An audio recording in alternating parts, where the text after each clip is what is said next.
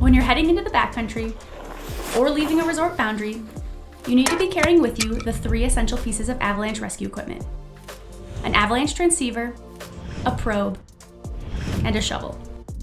The instant a person is buried in an avalanche, the clock starts ticking. You have less than 15 minutes to save them before they run out of air under the snow and die. An avalanche transceiver is an electronic device that you wear on your body. It can transmit a signal and it can receive a signal. It's your avalanche transceiver that allows your partner to locate the area you're buried.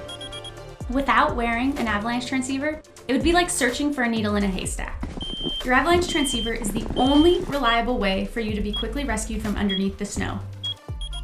Now, the next step is for you to get out your probe and assemble it. The probe is what allows you to pinpoint exactly where your partner is buried. You need to probe your partner to figure out exactly where they're located before you start shoveling. Here's the hard part. Shoveling is the most time-consuming part of a rescue. All right, let's recap. Your transceiver got you close. Your probe shows you exactly where they are. Now it's time to start digging. Remember, when the avalanche comes to a stop, the snow sets up like concrete. And because of this, shoveling is the hardest and most time-consuming part of the rescue.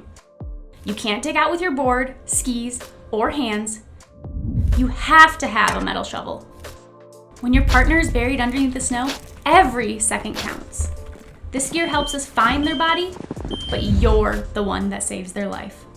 So remember, you need to have a transceiver, probe, and a shovel anytime you go into the backcountry. To learn how to effectively use your gear, sign up for a class today or visit your local avalanche center.